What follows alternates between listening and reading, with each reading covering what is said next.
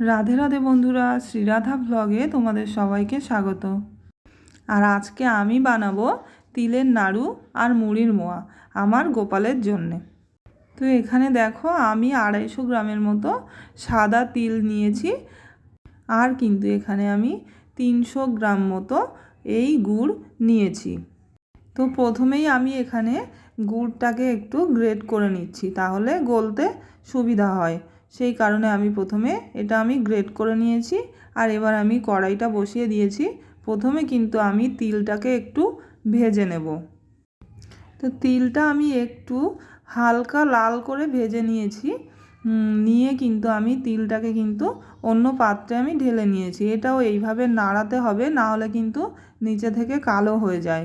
তো তিলটা আমি ভেজে নিয়েছি মিডিয়াম আঁচে। আর এখানে তিলটা আমার হয়ে গেছে, তো আমি অন্য পাত্রে ঢেলেও নিয়েছি।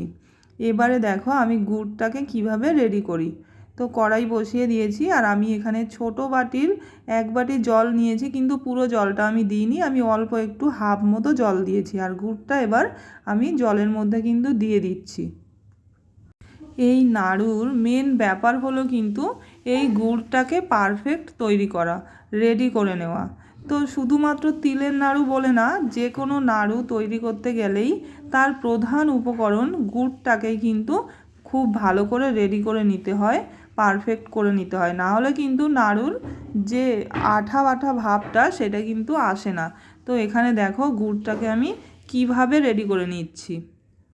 এইভাবে কিন্তু আমি গুড়টাকে অনেকক্ষণ ফুটিয়েছি, যতক্ষণ না পর্যন্ত এটা লজেন্সের মতো হয়ে না আসে। তো এখানে দেখো আমার গুড়টা অনেকটা হয়ে এসেছে।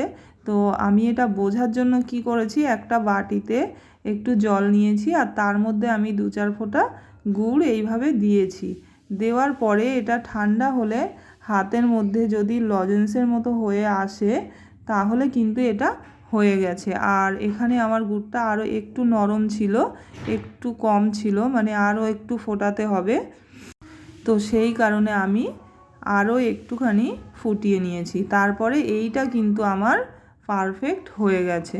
তো এবারে দেখো আমি জলের মধ্যে দিচ্ছি, এটা একদম কিন্তু লজেন্সের মতো পুরো গোল হয়ে এসছে।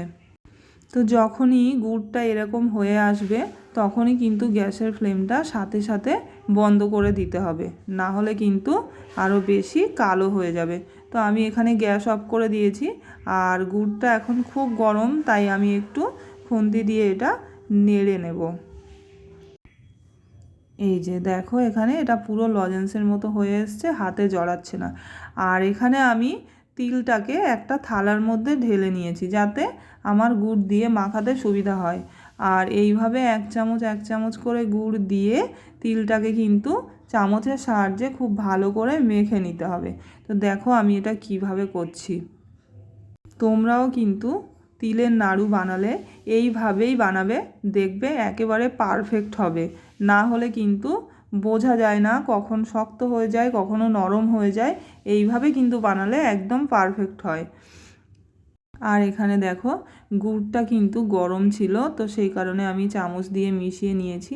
আর আমার হাতেও একটু গরম লাগছিল, কিন্তু এটা ঠান্ডা হলে একেবারে হাত থেকে ছেড়ে যায়, কোনো হাতে জড়ায় না, কিচ্ছু হয় না। এখানে আমি হাতে না কোনো ঘি ব্যবহার করেছি, না কোনো তেল ব্যবহার করেছি, কিছুই ব্যবহার করিনি।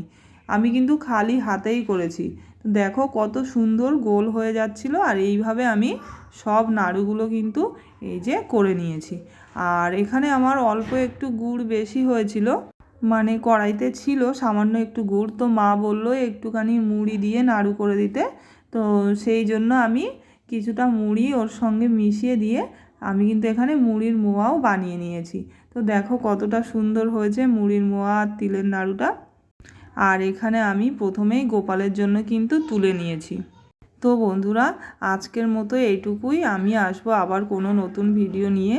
আর আমার ভিডিও ভালো লাগলে অবশ্যই আমাকে লাইক করে দিও, সাবস্ক্রাইব করে দিও। সবাই খুব ভালো থেকো। রাধে রাধে বন্ধু।